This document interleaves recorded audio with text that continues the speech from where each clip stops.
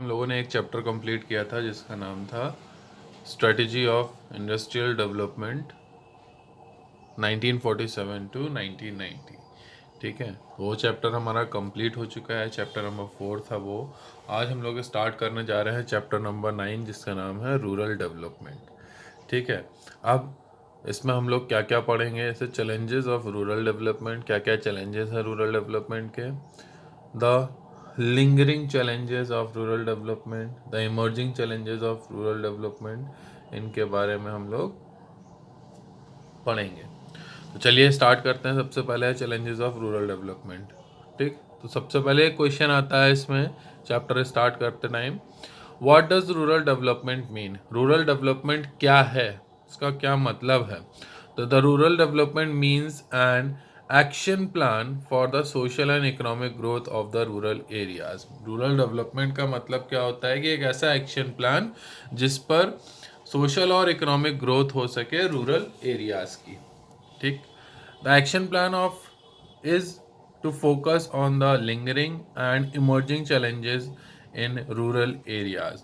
तो ये जो एक्शन प्लान होता है ये किसके लिए होता है, किस पर फोकस होता है कि जो प्रॉब्लम्स चली आ रही हैं और साथ ही साथ आगे जो चैलेंजेस आएंगे, जो चैलेंजेस पहले से चले आ रहे हैं और जो आगे चैलेंजेस आने वाले हैं, उनको उन पर फोकस रख के ये एक्शन प्लान बनाया जाता है। The principal lingering challenges are challenges of rural credit, challenges of rural marketing. Emerging challenges include basically exploring option of sustainable livelihood other than farming and the challenges of organic farming. अब कुछ समस्याएं ऐसी हैं जो पहले से चली आ रही हैं, ठीक है, वो लिंगर ऑन होती चली जा रही हैं। इसमें क्या है, जैसे रूरल क्रेडिट की एक सबसे बड़ी चैलेंज है।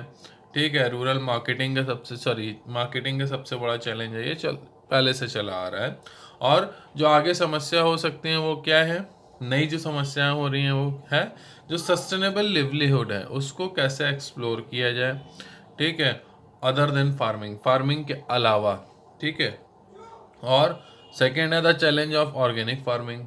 ऑर्गेनिक फार्मिंग के जो भी चैलेंजेस हैं उनको लेकर ये एक्शन प्लान बनाया जाता है। अब आगे बढ़ते हैं इसमें। तो the lingering challenges of rural development. अब लिंगरिंग चैलेंजेस क्या हैं रूरल डेवलपमेंट के, इसके बारे में समझते हैं। तो सबसे पहले इसमें हमने देखा था चैलेंज ऑफ रूरल क्रेडिट। अब रूरल क्रेडिट के क्या क्या चैलेंजेस हैं। ठीक, द रूरल और agricultural credit means credit for farming. Rural और एग्रीकल्चरल क्रेडिट का क्या मतलब होता है कि हम फार्मिंग के लिए क्रेडिट ले रहे हैं। ठीक है, credit is the life line of farming activity in rural areas. जो क्रेडिट होता है वो क्या होता है, एक तरीके से लाइफ लाइन होता है किसके लिए, फार्मिंग एक्टिविटीज़ के लिए रूरल एरियाज में। This is because two reason. ऐसा किस लिए होता है, इसके दो रीज़न हैं। Most farming families in India are small and marginal holders. ठीक है, producing just enough for subsistence. They seldom generate surplus for further investment. The need for credit therefore is unavoidable. ऐसा किस लिए होता है, पहला रीज़न ये है कि ज़्यादातर जो फैमिलीज होती हैं वो छोटी फैमिलीज होती हैं और उनके पास ज़्यादा कुछ नहीं होता है। तो वो क्या करते हैं कि सिर्फ अपना जीवन यापन करने के लिए ही वो उतना ही उसको प्रोड्यूस करते हैं उसमें से। ठीक है, वो जितना भी सरप्लस जनरेट करते हैं उसको आगे इन्वेस्ट करने के लिए जनरेट करते हैं। इस वजह से जो क्रेडिट की तो ज़रूरत है उनको, उसे हम नज़रअंदाज नहीं कर सकते हैं। दूसरा है इसका reason, the gestation lag between sowing and harvesting of the crops is quite long. This compound the need for credit. तो जो किसी भी फसल को बोने और उसको हार्वेस्ट करने के लिए, ठीक है, उसके बीच का जो टाइम गैप होता है वो बहुत ही लंबा होता है। ठीक है, इसलिए उनको पैसे की ज़रूरत पड़ती है। ठीक, इसीलिए क्या है, उनको क्रेडिट उनके लिए हमें व्यवस्था करनी चाहिए। Credit needs of the typical Indian farmer are broadly classified into three categories. अब इंडियन फार्मर, इंडिया में क्या है, जो फार्मर को 3 तरीके से 3 बड़ी कैटेगरीज में क्रेडिट प्रोवाइड कराया जाता है। जैसे सबसे पहला है इसमें शॉर्ट टर्म क्रेडिट। अब शॉर्ट टर्म क्रेडिट में क्या क्या होता है? Short term credit is basically required for the purchase of inputs like seeds, fertilisers, pesticides and insecticides, besides making payment of electricity bills. ठीक, तो जो शॉर्ट टर्म क्रेडिट होता है किसके लिए होता है कि उसको खेतों के लिए जो फील्ड्स हैं हमारी, प्लोइंग फील्ड्स हैं, उनके लिए हम इनपुट्स लाने के लिए, जैसे कि आपका सीड्स हो गया, इंसेक्टिसाइड्स, पेस्टिसाइड्स, ठीक है, फर्टिलाइजर्स, और जो इलेक्ट्रिसिटी बिल का पेमेंट है इसके साथ ही साथ। ठीक, small and marginal farmers hardly save enough to fulfil their short term credit needs. जो स्मॉल और छोटे फार्मर्स होते हैं, ठीक है, वो क्या होता है, वो बहुत ही कम होता है वो इतना सेव कर पाएँ जिससे कि जो उनकी ये जो स्मॉल ऑब्लिगेशंस हैं या उनकी जो स्मॉल नीड्स हैं, क्रेडिट नीड्स हैं, उसको वो फुलफिल कर सकें।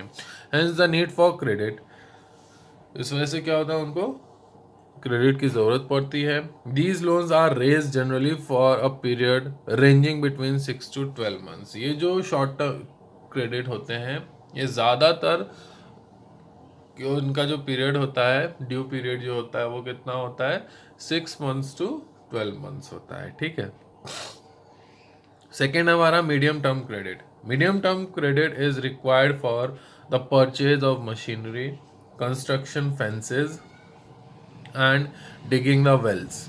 अब ये जो मीडियम टर्म क्रेडिट होता है, ये किसके लिए बेसिकली रिक्वायर्ड होता है कि अगर हम कोई मशीनरी परचेज कर रहे हो, ठीक है, अगर हम फेंसिंग बना रहे हो, या फिर हम एक कुआं खोद रहे हो, ठीक है, इसके लिए हमें मीडियम टर्म क्रेडिट की ज़रूरत पड़ती है। Such loans are raised generally for a period ranging between 12 to 5 years, 12 months to 5 years। तो इस तरीके के जो मीडियम टर्म क्रेडिट होता है वो कितने टाइम पीरियड के लिए होता है?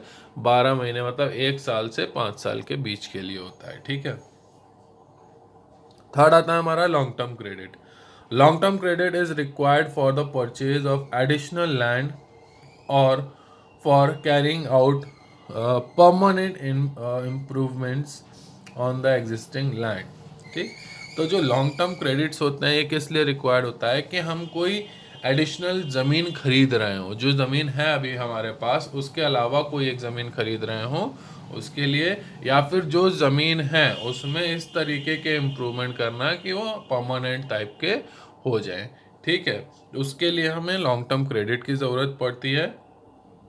The period of such loans ranges between 5 years to 20 years। इस टाइप के जो लोन्स होते हैं वो कितना उनका टाइम पीरियड होता है, वो 5 साल से 20 साल के बीच का होता है। ठीक, the credit requirement of the farmer may also भी classified as productive and unproductive. ये जो क्रेडिट रिक्वायरमेंट होता है फार्मर्स के लिए, उनको 2 और कैटेगरी में हम लोग डिवाइड कर सकते हैं। एक प्रोडक्टिव होता है, अनप्रोडक्टिव होता है। The productive requirement of credit relates to production activity. तो ये जो प्रोडक्टिव रिक्वायरमेंट होती है क्रेडिट की, ये किससे रिलेट करती है? प्रोडक्शन एक्टिविटी से रिलेट करती है। ठीक है, the unproductive requirement of the credit relates to consumption activity. जो अनप्रोडक्टिव रिक्वायरमेंट होती है क्रेडिट की, वो किससे रिलेटेड होती है? कंजम्पशन के लिए। ठीक है, तो ये 2 तरीके से इनको और हम लोग क्लासीफाई कर सकते हैं। अब सोर्स ऑफ रूरल क्रेडिट क्या होता है? The source of rural or agricultural credit are broadly classified as institutional and non-institutional। ठीक, जो source of rural and agriculture credit होता है उसको बेसिकली 2 पार्ट में हम लोग ब्रॉड पार्ट में डिवाइड कर सकते हैं। एक पहला होता है हमारा इंस्टीट्यूशनल और दूसरा होता है non institutional.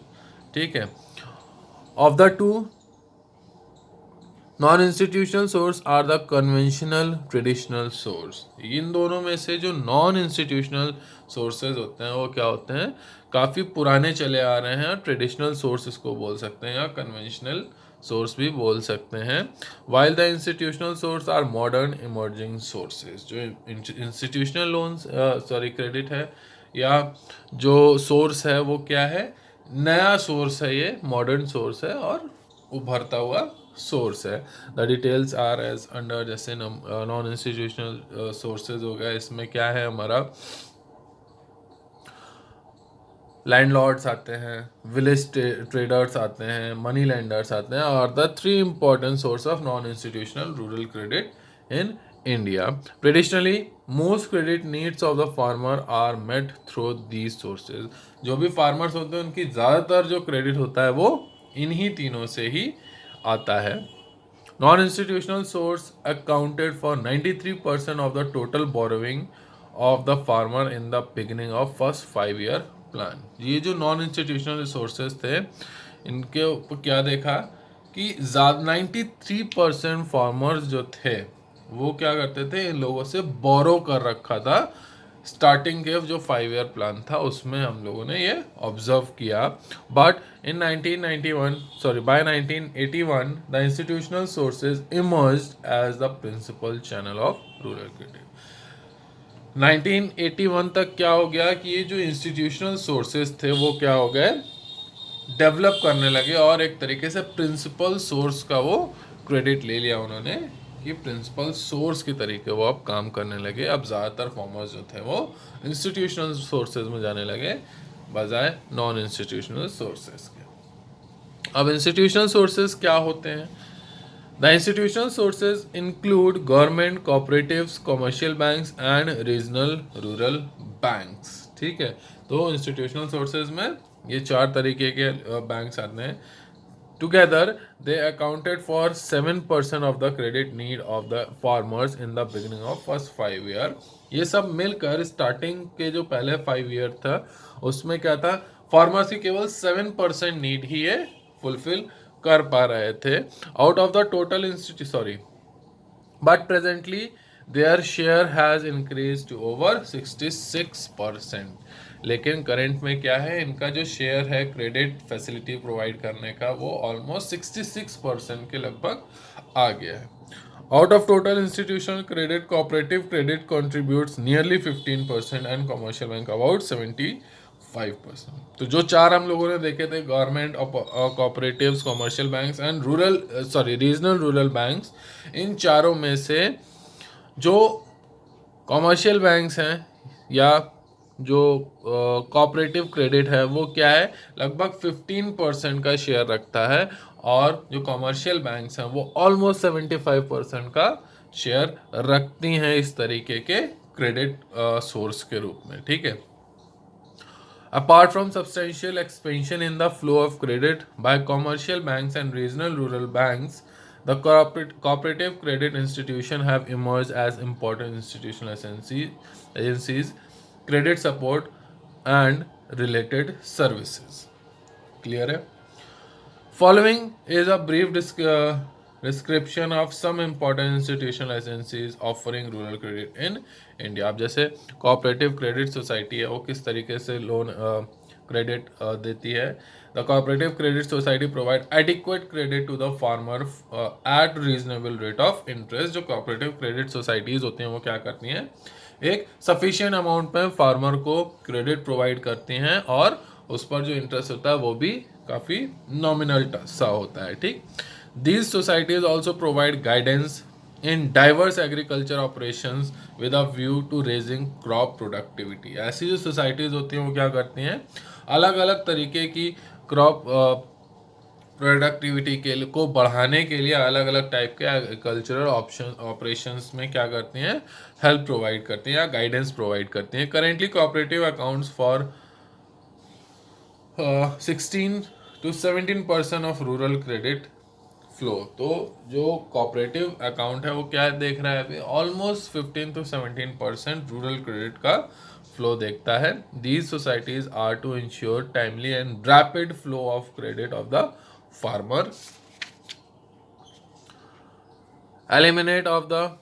elimination of the money lender as credit agencies, spread credit facilities across all regions of the country, provision of adequate credit in areas covered by special programs of development। Clear है? तो ये था हमारा पहला। दूसरा है हमारा state bank of India and other commercial banks. The state bank of India was set up 1955 with a focus on rural credit. जो स्टेट बैंक था मेनली रूरल क्रेडिट के लिए 1955 में इसको सेटअप किया गया था. The government realized that rural credit needs could not be met by the cooperative credit society alone, and the commercial bank should play an important role. This prompted nationalization of certain banks in 1969. The nationalized commercial bank was directed to offer credit directly to the farmers as well as indirectly through cooperative societies. ये दो तरीके के आप लोगों ने अभी देखे. ठीक, तो आपका काम है इस वीडियो को अच्छे से देखना, जो वर्कशीट में दूँ उसको सॉल्व करना. ठीक है.